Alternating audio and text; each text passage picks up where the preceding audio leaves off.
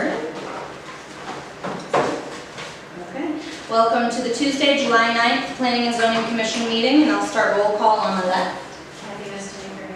Sean Peterson. Rod Schilling. Carla Stratton. Brian Bright. Marion Shinabi. Sonia Chapman. And I will appoint Kathy for Lindsay. So we have public hearing Z 2019-1570 of John S. Knoll, requesting a special permit for an accessory apartment on property located at 7 Green Street, Plainfield, map 2P, lot 34, lot 53, RA 60 zoning district. Do we have someone to speak for the applicant? John Knoll. Come on up. And just give us a summary of what you're looking to do. Basically what it is, they have, Noah lives with them, and she's elderly. They're going to put a 600 square foot self-sufficient apartment for her. There's all the electrical and everything still commuted through the original house. It's just to make her life easier. She's handicapped, and she's not doing very well in the house that she's in. Okay. And this is a public hearing. If there's anyone in the audience with a comment or question on the application. Okay, any comments or questions from staff? This meets all regulations, so one comment I have is that there has to be a condition of approval that it's going to be connected by a screen porch, and that screen porch must be converted to heated living space. That must be converted to heated living? Yes. It has to be joined to the house, walk through to living space. All right, I had spoke with the building inspector about that, and he said that was an unconditioned area that we didn't need to do, so we need to make that insulated and heated. Yes. Okay. Because it's an accessory apartment, it can't have. It can't be separate from the, It has to be direct pass-through into the living space. okay, all right, so we have to do that. Okay, it's, homeowners will love that. And can you just repeat what that condition was? It's on here. This current screen porch adjoining the apartment to the house is to become heated living space of the house. And that area, conditioned area now can have its own thermostat, so they don't have to keep it high. So it doesn't have to be on the addition. No, As long as you have it separate, because it's going to be, there's not going to be anybody in there in the wintertime to begin with. So, okay. Okay. Any other staff comments or questions? This application. Okay, any questions from board members? No. Okay, so hearing no other comments, I'll entertain a motion on the public hearing. Make a motion to close public hearing. Motion by Sean, second by Ross. All those in favor of closing the public hearing? Aye. Any opposed? Any abstentions? Public hearing is closed. So just have a seat. It'll be under unfinished business. So we're moving on to the regular meeting. I'll call the meeting to order. And do we have additions or corrections to the agenda? We have one addition. Mary Ann, would you like to? It is a request for a 5-year extension for site plan approval, Z 2007-0834, that was approved in 2008. Okay, so I'll entertain a motion to add that under new business item C. Second. So motion by Roz, second by Sean. All those in favor say aye. Aye. Any opposed? Any abstentions? Okay, so added under new business item C. Citizen participation. This is opportunity for the public to address the board. Okay. Moving on to unfinished old business. Z 2019-1543, continuation of Ryder Truck Rental Inc., requesting a text amendment to section 9.34 to allow fleet and industrial repair work in an I-1 zoning district. Good evening. You will remember that I was here last month asking for a way for Ryder to be able to do repair work on vehicles that are owned by their customers. And it was my understanding that you thought our proposal was too broad. So with Mr. Bray's help, we have limited it pretty significantly. Do you all have the proposed language for this? Basically what it is doing, since the truck rental facility is a special use already in the industrial zone, this would make an accessory use to the truck rental use. And this would make this repair potential also a special use. So it's a special use within a special use type. And just from Ryan's report, for the record, we did run this at our last meeting. We talked about having it run by our attorney Grants. so that we could just ensure that narrowing wouldn't require an additional public hearing. And he concurred that it would not. And the proposed text now reads, as an accessory use to a truck terminal that rents or leases trucks and maintains their fleet on premises, commercial motor vehicle repair of commercial industrial trucks, excluding auto body repair, may be allowed by special permit exclusively for customers that have a current truck rental or lease agreement with that terminal. So I think, It's now a fairly limited proposal, but it does everything we want.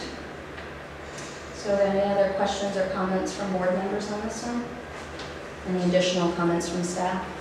No, as I said before, we did run it by our town attorney. There was no issue with the public hearing. He also mentioned that because the truck terminals are allowed a special permit, that this use should also be allowed a special permit. And my only concern was the broadness, so given that we've been able to narrow it in a very reasonable manner, my concern has been addressed. Okay, so hearing no other points of discussion, I'll entertain a motion on the text amendment, and it does have to include an effective date. I'll make the motion to approve the text amendment, with the language previously read, effective August 1st. Okay, all right, motion by Sean, second by Kathy. All those in favor say aye. Aye. Any opposed? Any abstentions? Okay, so the text amendment is approved, effective August 1st. Thank you very much. Thank you. Moving into item B, Z 2019-1570 of John S. Nolly, requesting a special permit for an accessory apartment on property located at 7 Green Street, Plainfield, map 2P, block 34, lot 53, RA60 zoning district. Any points for discussion on this application? I just have a question. You stated that in the winter that room will not be used, or did I misunderstand? The room will still be used, it's where they're gonna come in, that's one of her entrances to enter her apartment, and that way the daughter can go directly from her house right in through that covered porch to take care of her, so they don't have to go through. Around. But it will be heated, yes. All right. Thank you. So just they don't wanna, I'm sure they're not gonna wanna keep it 75 degrees, so she's gonna keep her apartment. Sure. Okay, any other comments, questions, or points of discussion on the application? Okay, and staff did point out having a condition of approval in there to ensure that it met the regulations for accessory apartment. So any motion should also contain that condition. I'll make a motion to approve with the condition that the current screen portion of the adjacent property to the house become heated living space of the house. Okay, motion by Sean, second by Ross. All those in favor say aye. Aye. Any opposed? Any abstentions? Application is approved. Fantastic. Thank you. When should I come in to get the copy of that so I can go to the building inspector? It'll actually be mailed to you, Oh, okay. and it has to be recorded in the clerk's office. Right. So indicate your zoning permit to instruct and building permit. Right, so so I can let them know, because they're kind of got it on that. Next Mail it out week. usually next week. Okay, so and then they can go directly over to the town clerk and get their, fantastic. Just keep in mind that there is a 15-day appeal period. Okay, sure. Thank you. Thank you. Moving on to new business, Z 2019-1581 of C&E Holdings LLC, requesting a special permit for an accessory apartment on property located at 2226 Main Street, Moosup, map 2M, block 66, lot 3, C2 zoning district. And this requires a public hearing. So I'll entertain a motion to schedule that. Okay, motion by Ross to schedule a public hearing. Second by Kathy. All those in favor? Aye. Any opposed? Schedule it for when? Oh, sorry. Next regularly scheduled meeting on August. Calendar handy.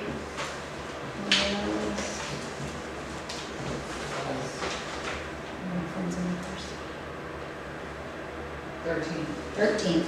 August 13th. Next regular meeting, 7 o'clock. Okay. Item B, Z 2019-1582 of Tilcon Inc., requesting a map amendment from Industrial 2 to Industrial 1 for property located on Millbrook Road, Plainfield, map 10, block 17, lot 5. This also requires a public hearing, so I'll entertain a motion for that. I'll make a motion to schedule a public hearing August 13th also. Second. A motion by Sean, second by Ross. All those in favor say aye. Aye. Any opposed? Any abstentions? For August. Item C, Z 2007-834, and this is the request for a 5-year extension. Speaking for the applicant? For the record, John Felician, Boundary LLC, representing the applicant, who I also happen to be a member of RPM Development LLC. RPM Development LLC consists of myself and Tim Meyer from right here in town, Minnesota. This property was the subject of a site plan that was approved in December of 2008, based on the statutory Public Act 11-5. That approval permit became valid for a 9-year period until February 12th of 2017. We realized that that time period has expired, and so our request is in part to make this renewal retroactive from February 2017 for the 5 years that are allowed to extend this to a maximum of 14 years, which would get us to February of 2022. We did consult with Attorney Heller, who represents myself on multiple matters, and it was Attorney Heller's opinion that this is not unlawful for the Commission to grant. However, it is solely within your discretion and up to you to make that decision. In the terms of economic development, I brought a reduced copy of the site plan because I'm sure some of you probably were not in the Commission at that time. Many of you probably don't remember what exactly it looked like.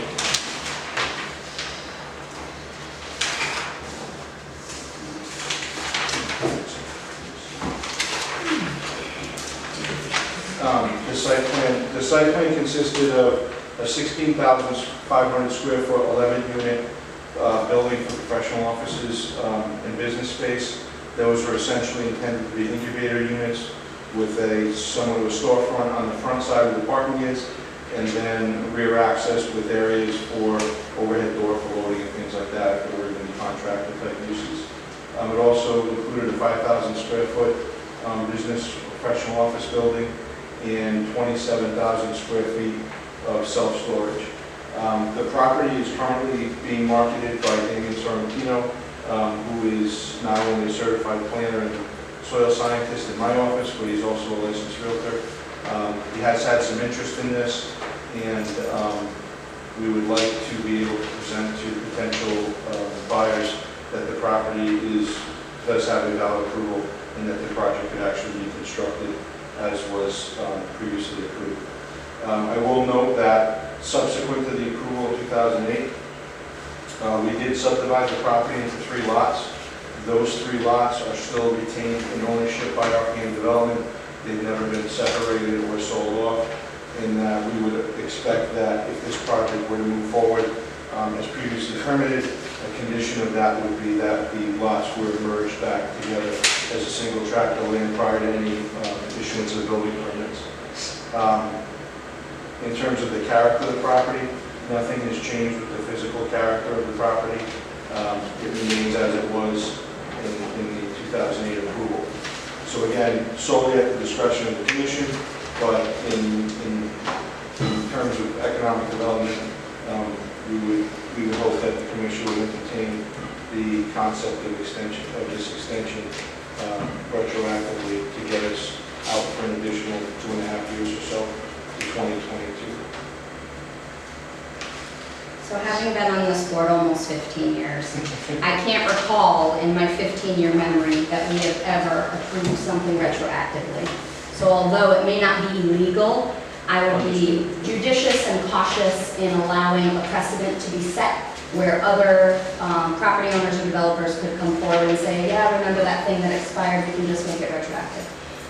That's my opinion on it. I would be very hesitant to set that kind of precedent. When did this expire? 2017.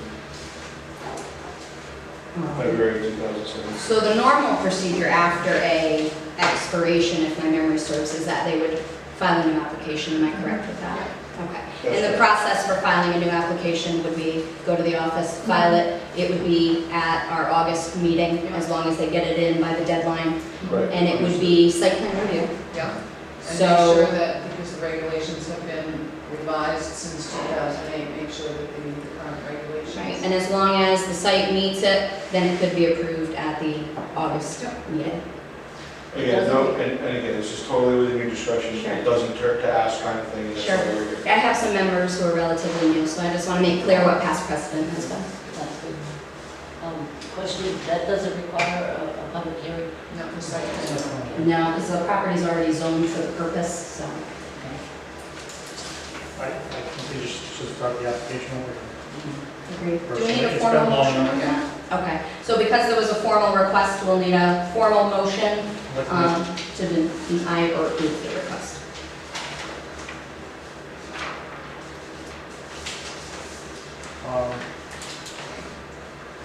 So I basically, I would want, make a motion to deny the Okay. extension.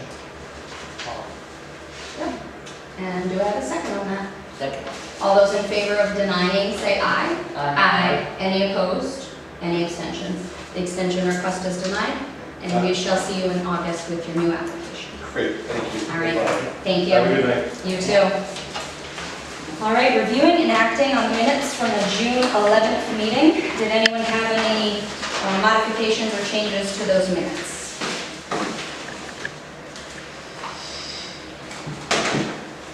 Hearing none, I'll entertain a motion on accepting of the minutes.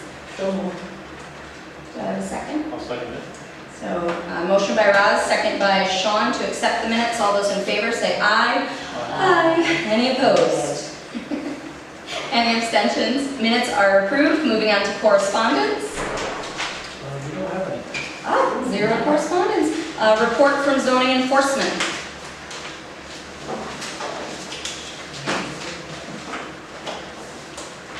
Take them down past the room.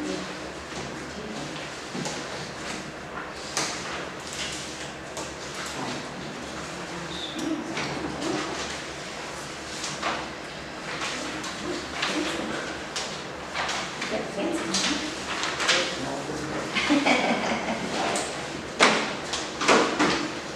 Great.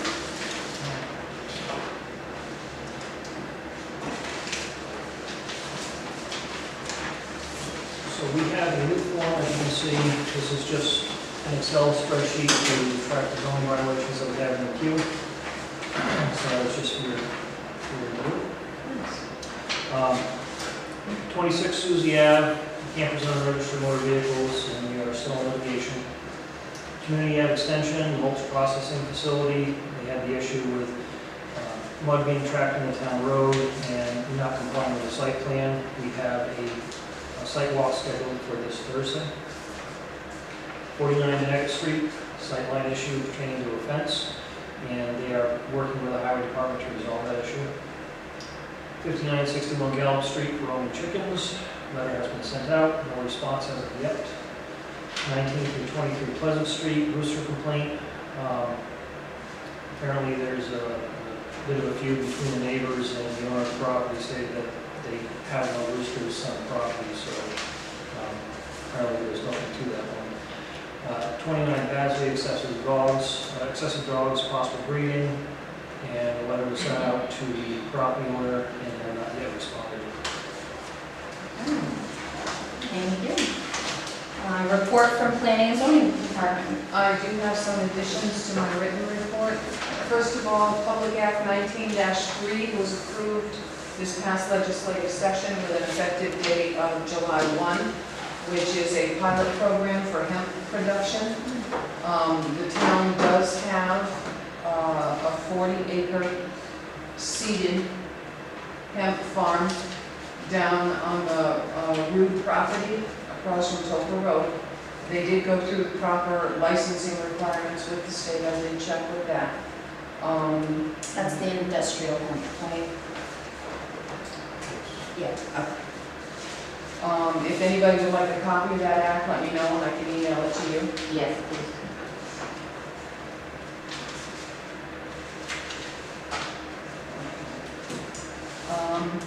Moosup National Register Historic District. In my written report, I noted that a date had not been set yet for Jen Schofield from the State Historic Preservation Office to come out and walk the area with myself and the first selectman. She did contact me subsequent to that report, and we will be going out on Tuesday. So that's one step closer. Business of the year, the Economic Development Commission has scheduled a special meeting Thursday night to discuss the 32 nominations received and to select a business of the year for award at the Celebrate Plainfield Day.